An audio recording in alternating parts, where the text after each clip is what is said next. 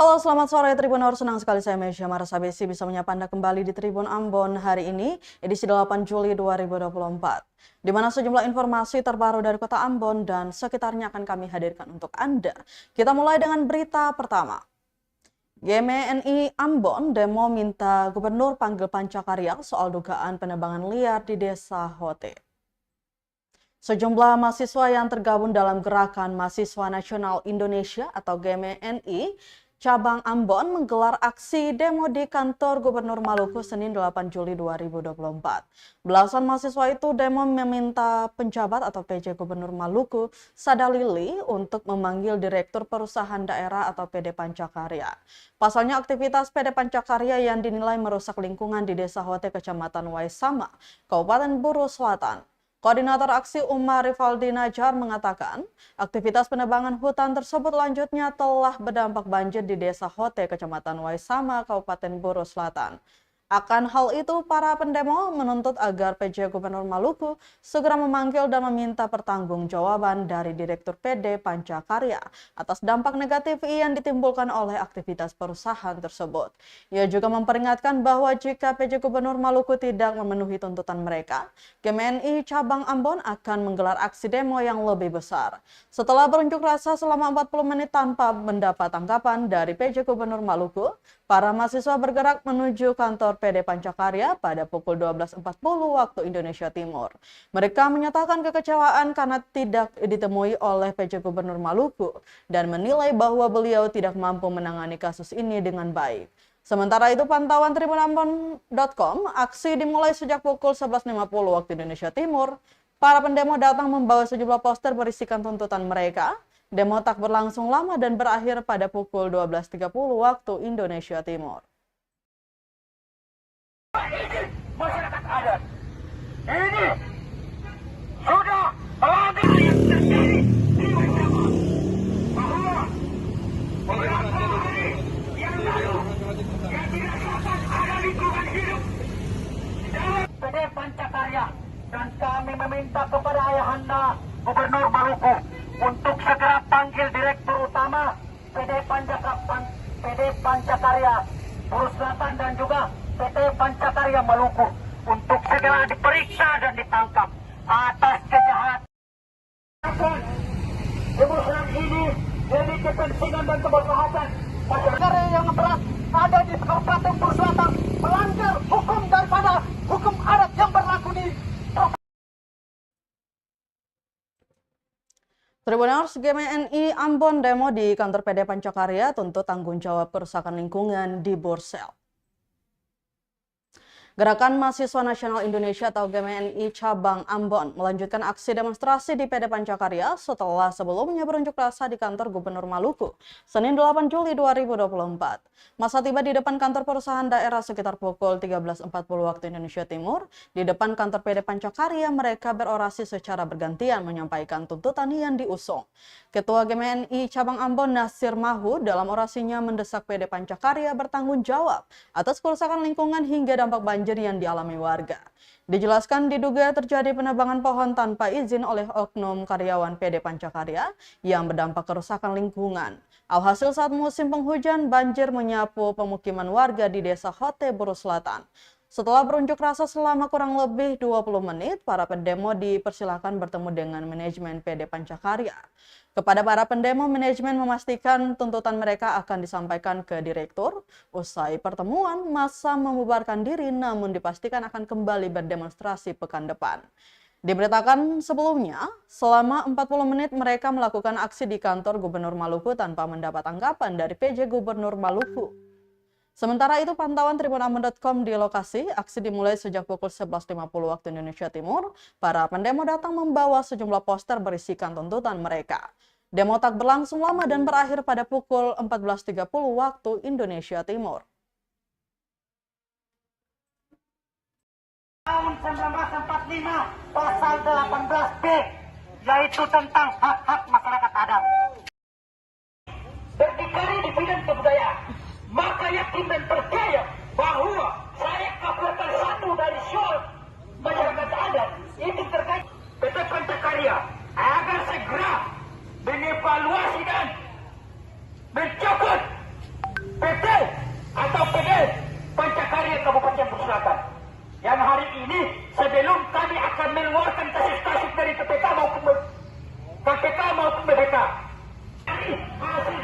masyarakat.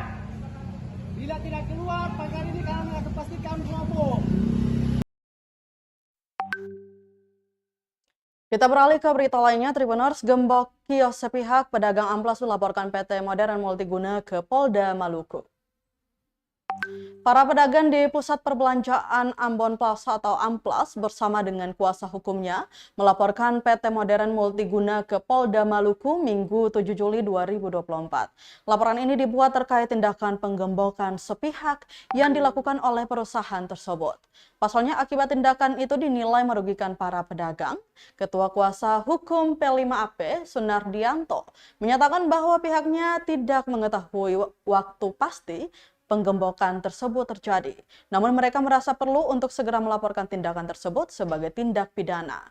Ia tegaskan bahwa pelaporan ini berdasarkan sertifikat hak milik atas kios-kios pedagang namun digembok sepihak. Menurut Sunardianto, PT Modern Multiguna hanya memiliki hak pengelolaan yang sudah tidak berlaku setelah diterbitkannya sertifikat hak milik atau SHM. Ia juga menekankan bahwa penggembokan sepihak ini adalah bentuk penyerobotan dan tidak bisa dibiarkan. Sunardianto menyebutkan bahwa perkara Pusat Perbelanjaan Ambon Plaza ini bukan laporan pertama mereka. Sebelumnya mereka sudah pernah melaporkan pengalihan hak dari hak milik menjadi hak sewa menyewa. Namun laporan tersebut belum mendapatkan respon dari pihak kepolisian. Laporan kali ini menurutnya adalah laporan resmi kedua mereka, meskipun kembali diarahkan Polda Maluku untuk membuat laporan pengaduan.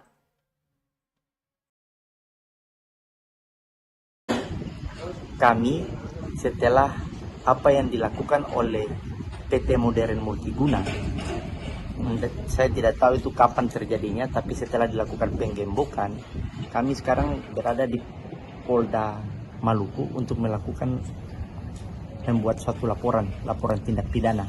Cuman dari pihak kepolisian sendiri mengarahkan kita untuk melakukan laporan pengaduan terkait dengan peristiwa yang dilakukan oleh PT Modern Multiguna. Yang kami tekankan di sini bahwa perlu diketahui bahwa kios yang berada di Ambon Plaza itu memiliki sertifikat hak milik atas satuan rumah susun, di mana PT Modern itu mendapatkan hak pengelolaan. Perlu PT Modern mengetahui bahwa hak pengelolaan itu telah hapus setelah diterbitkannya SHM. Sehingga apa yang dilakukan terkait dengan masalah penggembokan itu masuk dalam kategori penyerobotan. Penggembokan sepihak ini penyerobotan. Silakan dia berproses, bukan cara preman seperti ini. Mungkin itu pendapat hukum saya. Hal ini yang bikin abang dong pelaporan di sini. Itu hal tersebut, penggembokan itu sebenarnya laporan sudah 2 kali. Laporan pertama itu tentang pengalihan hak dari hak milik menjadi sewa menyewa. Itu sudah pengaduan. Cuman sampai sekarang kita belum diterima. Belum ada panggilan dari pihak kepolisian. Dalam hal ini Polda Krimum. Belum ada pemanggilan untuk kita. Itu belum ada. Nah, yang kedua ini kita bikin laporan resmi, tetapi diarahkan untuk bikin laporan pengaduan.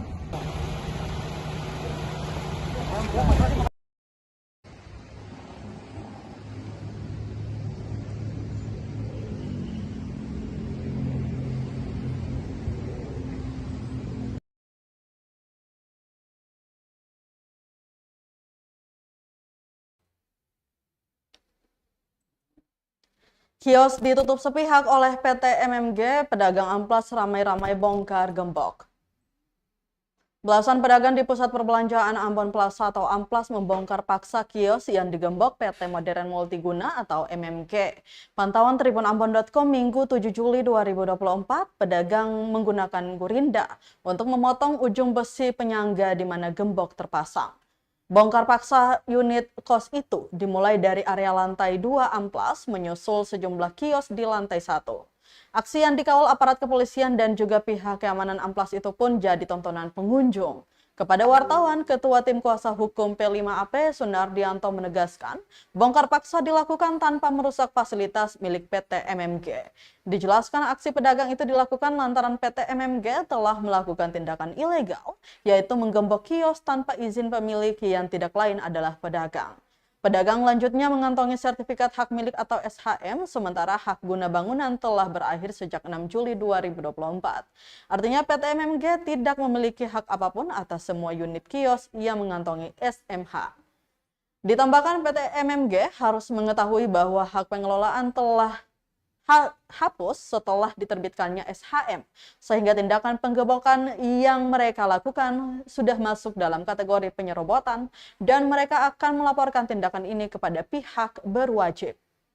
Nah, hari ini yang dilakukan oleh pengelola, yang mengatasnamakan pengelola, karena sampai saat ini ketong belum lihat dia punya dengan alibinya dia bahwa itu rahasia. Padahal dalam undang-undang jelas bahwa pengelolaan itu mesti koordinasi dengan ketong pemilik. Lalu terkait dengan masalah ini, masalah yang sekarang ini dilakukan dong menggembok sepihak, ketong bilang ini adalah perbuatan melawan hukum, tindakan ilegal yang dilakukan oleh pengelola Ambon Plaza. Sehingga saat ini melalui P5AP, ketua P5AP, katorang sama-sama tadi sudah melaporkan ke Polda. Tetapi Polda mengarahkan katorang untuk membuat laporan pengaduan. Nanti katorang akan bikin laporan pengaduan. Lalu terkait dengan katorang hari ini Gurinda, jadi katong sih merusak dia punya. Sekali lagi, katong tidak merusak dia punya fasilitas. Dalam hal ini gembok. Gembok aman, katong kasih pulang ke dia. Gembok masih utuh, masih tetap seperti yang baru, silakan kasih pulang. Adapun katong yang rusak adalah katong punya kios sendiri, bukan dia punya. Karena perbuatan dia semena-mena. Tindakan dia adalah perbuatan melawan hukum, ilegal menurut katorang.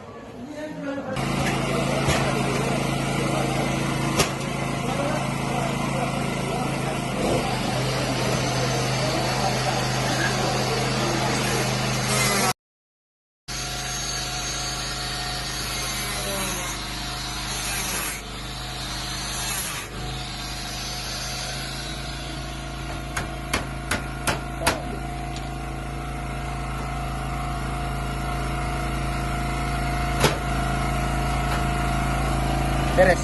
Utuh. Mana? Nomor 23. Utuh. Utuh kah? Utuh. Abang, kita gores. Mana? Mulus. Kasih pulang di Pora. Mau bawa pulang ke Mau bawa pulang. Wes kita punya. Mana lagi?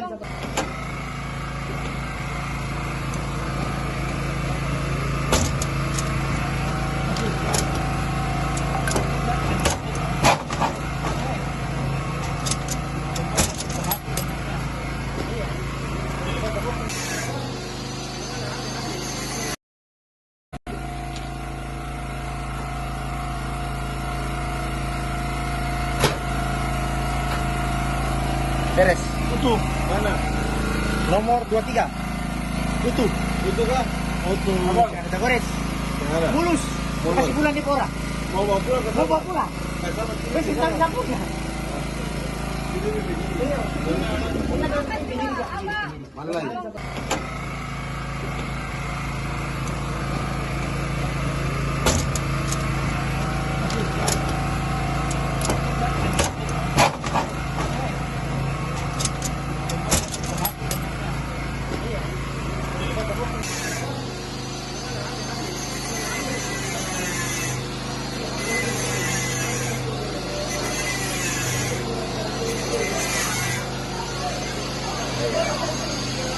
Untuk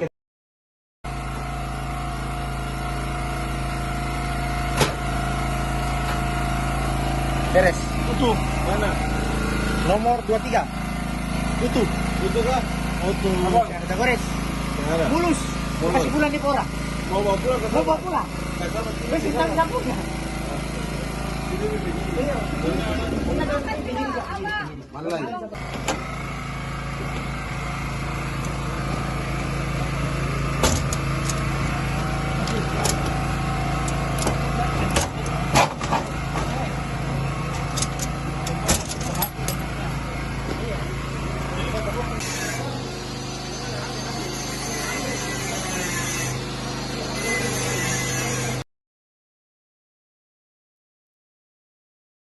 Waspada Tribuners, ada 127 lubang jalan tersebar dari Mapolsek Nusa Niue Ambon sampai depan Gereja Rehoboth.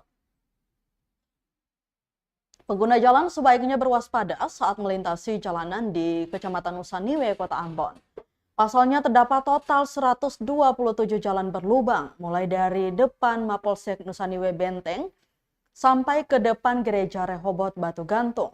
Berdasarkan hasil penelusuran tribunambon.com, di pertigaan Mapolsek Nusaniwe terdapat 10 lubang jalan, kemudian sepanjang Jalan Nonasar Sopakua terdapat sekitar 90 lubang jalan, yakni di kawasan OSM dan terparahnya di depan tempat pengisian air pam Wainito. Sementara sisanya 27 lubang terdapat di Jalan Dr. Siwabesi. Dari 127 lubang jalan itu, 37 lubang diantaranya termasuk kategori rusak berat dengan diameter lebih dari 50 cm dan kedalaman kurang lebih dari 10 cm. Sedangkan 90 lubang jalan sisanya masuk kategori rusak ringan dengan diameter kurang dari 50 cm dan kedalaman kurang dari 5 cm. Kepada tribunambon.com, salah seorang pengendara Satria mengaku resah. Menurutnya saat musim penghujan seperti ini, jalanan aspal lebih licin. Hal itu diperparah dengan banyaknya titik kerusakan jalan. Dirinya pun berharap ada upaya perbaikan yang segera dilakukan oleh pemerintah. Pasalnya jika dibiarkan maka kerusakan jalan bisa tambah parah.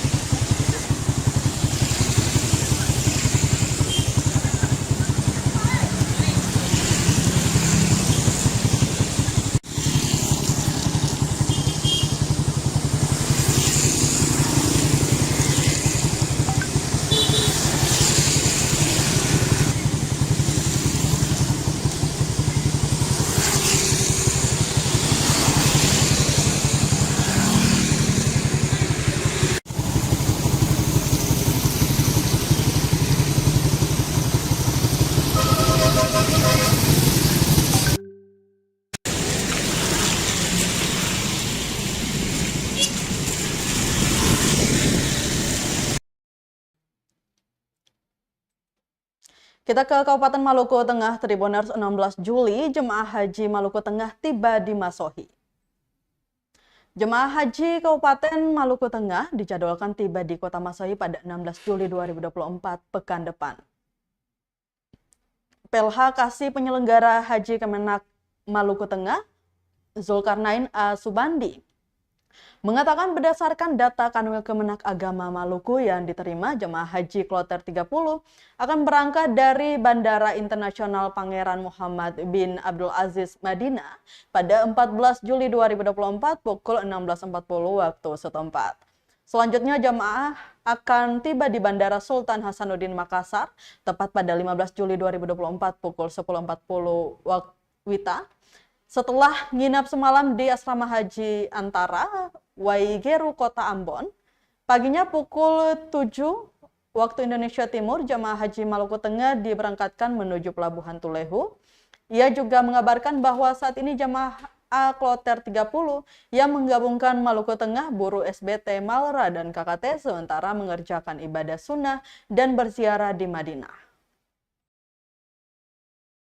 Dong punya hal yang lain, lalu dong tinggal menunggu untuk kembali. Tinggal menunggu untuk kembali. Tanggal 14 terbang dari sana, tiba tanggal 15 di Makassar jam 10 pagi, jadi jam don transit sekitar jam 4 sore lebih gitu dong berangkat dari Makassar menuju Ambon. Menuju Ambon. Nah, tiba mungkin sekitar setengah 7 jam 3. Jam 7 di Masohi. Ambon. Oh, di Ambon. Berarti Berarti nginap satu malam di asrama haji Waiheru. Embarkasi Antara. Paginya jam 7 ketong berangkat dari asrama haji menuju kuliah untuk ke Masohi. Masohi. Berarti dipastikan tanggal 16-nya 16 sudah tiba di Masohi. Masohi. Oke. Kalau aktivitas dong saat ini di sana ada bikin apa saja, Pak? Dong sekarang ini ziarah dong di sana sekarang ya kota Madinah. Tadi pagi kemarin Oh, di Rauda juga. Rauda juga ya. Jadi tinggal ziarah dan ke Rauda terus sambil menunggu Jadwal pemulangan. Pemulangan sudah itu. Oke.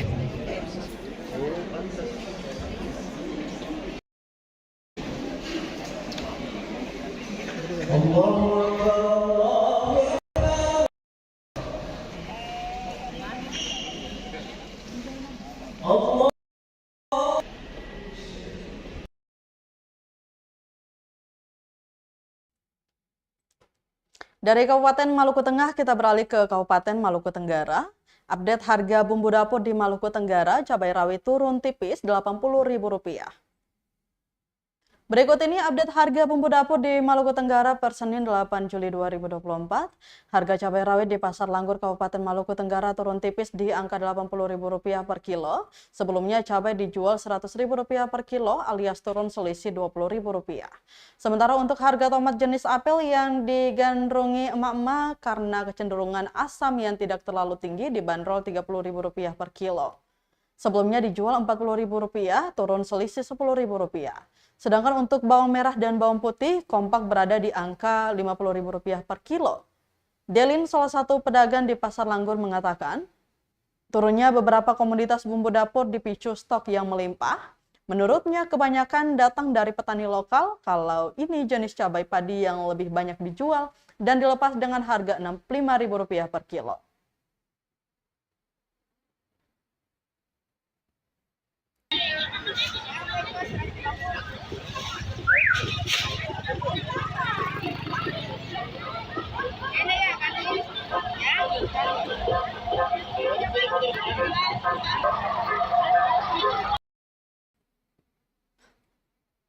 Sudah satu pekan Tribuners, harga ikan di Pasar Langgur Maluku Tenggara melonjak naik capai 100 ribuan. Hujan disertai angin kencang dan gelombang tinggi yang melanda perairan Maluku Tenggara berimbas ke harga jual ikan di Pasar Langgur. Pantauan tribunambu.com Senin 8 Juli 2024, rata-rata penjual membandrol harga ikan per tumpuk sesuai dengan harga beli per ember.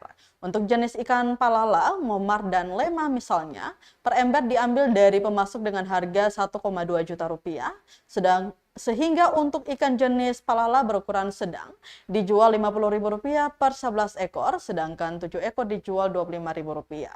Harga yang cukup mahal datang dari ikan jenis lema, dijual Rp100.000 per 8 ekor, sedangkan untuk 4 ekor dijual Rp50.000. Ibu Mila, salah satu pedagang ikan di Pasar Langgur, menjelaskan lonjakan harga ikan sudah semenjak 1 pekan lalu. Namun menurutnya dengan harga ikan yang cukup tinggi, aktivitas jual beli tetap berjalan normal, tidak ada keluhan yang berarti dari pembeli.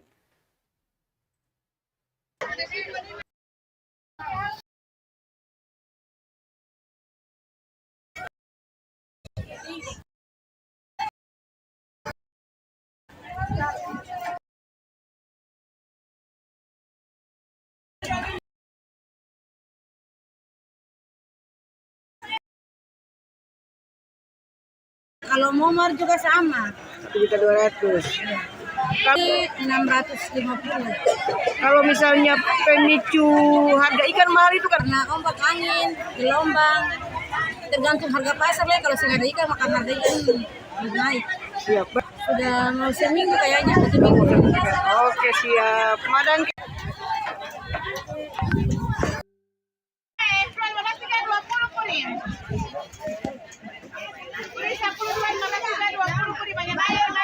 Ini kayak ini.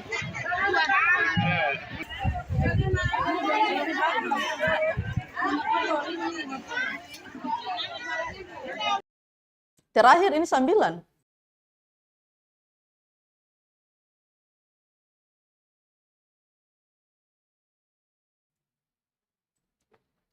Kita ke berita terakhir Tribuners, selalu dinanti pelanggan, bubur kacang ijo Pak D di Kota Ambon ada sejak 2005. Burjo Pak D begitu nama yang akrab disematkan pada kuliner bubur kacang ijo milik Sutikno Hadi Sucipto. Berlokasi di depan Hotel Amans, kawasan Mardika, Burjo Pak D jadi kuliner berdagang paling top di Kota Ambon. Jajanan ringan dan menyenangkan ini sudah dilakoni sejak tahun 2005 saat pertama kali menginjakkan kaki di kota berjuluk Manise ini. Pria setengah abad itu mengaku dulu berjualan mulai dari harga Rp1.000 per porsi. Belum seramai saat ini, kala itu Pak D bersama gerobaknya harus menempuh jarak paling kurang 10 km hanya untuk membawa pulang uang sekitar Rp40.000 agar tungku dapurnya tetap menyala. Kemudian di tahun 2008, Pak D bercerita saat itu ada 6 penjual bubur kacang hijau dengan gerobak, namun hingga kini tersisa dirinya seorang diri. Meski begitu, diakuinya Tribuners, dirinya pernah mencoba peruntungan yang sama di kota Kendari. Lantaran hasil yang didapat tak sesuai ekspektasi, Pak D memilih kembali ke kota bertajuk Manise ini. Bersama sang istri tercinta Sudarti 49 tahun, Pak D menyiapkan dagangannya sebelum sekitar pukul 23.30 waktu Indonesia Timur, dia mulai berjualan. Berkat konsistensi menjaga cita rasa, kini Pak D sudah memiliki banyak langganan. Bahkan para pembeli sudah mengantri sebelum gerobaknya parkir di sisi trotoar. Pembeli datang silih berganti seolah tak ada habisnya, begitu suasana yang terlihat saat bercengkrama dengan pria ramah senyum itu. Saking ramainya pada hari-hari tertentu, Tribuners, sang istri harus ikut jualan untuk melayani banyaknya permintaan pelanggan. Dalam sehari rata-rata 5 kilo kacang hijau ludes, bahkan dalam malam minggu, Pak D harus menyetok 8 kilo di gerobaknya. Ditanya menyoal resep, Pak D mengaku hanya menggunakan bahan-bahan pada umumnya, yakni kacang hijau, pulut hitam, pulut putih, gula merah, gula putih, daun pandan. Burjo Pak D disajikan dalam 2 varian, original dan susu dan kau vanila atau coklat. Tak perlu merogoh kocek terlalu dalam, hanya Rp10.000 untuk varian original dan Rp15.000 jika ingin menambah sebungkus susu dan kau. Pembeli pun bisa memilih burjo disajikan dalam kondisi hangat, panas atau memakai es batu. Meski tak memasarkan dagangannya melalui e-commerce, Pak D mengatakan pelanggan bisa memesan melalui telepon atau WhatsApp ke nomor pribadinya. Pak D berjualan setiap hari mulai pukul 23.30 waktu Indonesia Timur, terkecuali malam Jumat. Salah seorang pembeli, Leslie Soukota, mengaku ini momen perdananya mencicipi burjo racikan Pak D. Dikatakan burjo ini kerap FYP di aplikasi TikTok-nya, namun baru kali ini berkesempatan mencoba kelezatan yang dikatakan orang-orang. Menurutnya setelah mencoba, bubur kacang hijau itu cocok di lidahnya. Terpisah, 2 orang sahabat yang tengah menikmati burjo Pak D menyatakan hal yang sama. Asperzon 20 tahun mengaku burjo Pak D rasanya berbeda dari tempat lain. Sahabatnya Rani Noya 20 tahun pun mengaku hal serupa.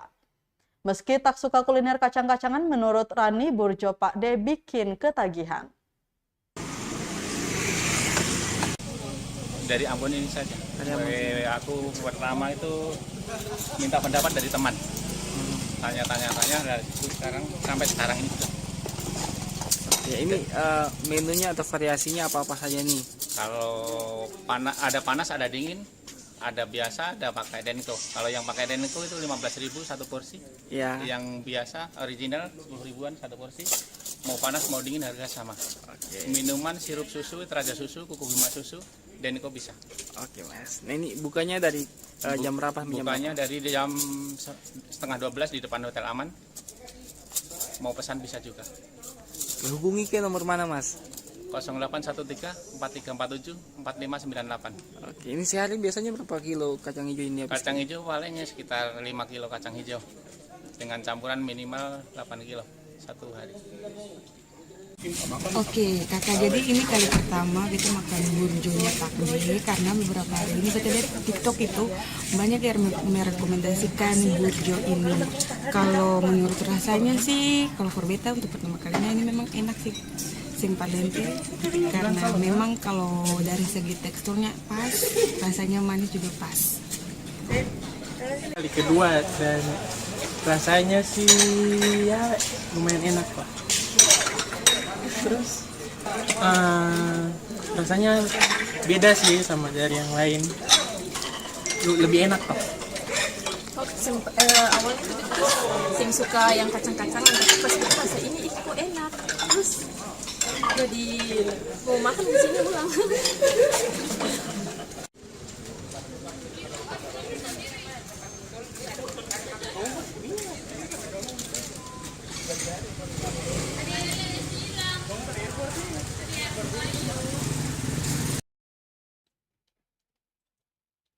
Baik Tribuners, berita tadi sekaligus menutup rangkaian kebersamaan kita di Tribun Ambon hari ini edisi 8 Juli 2024. Mewakili seluruh kru yang bertugas, saya Mesya Marasabesi pamit undur diri. Selamat malam dan sampai jumpa. Amato. Download Tribun X sekarang. Menghadirkan lokal menjadi Indonesia.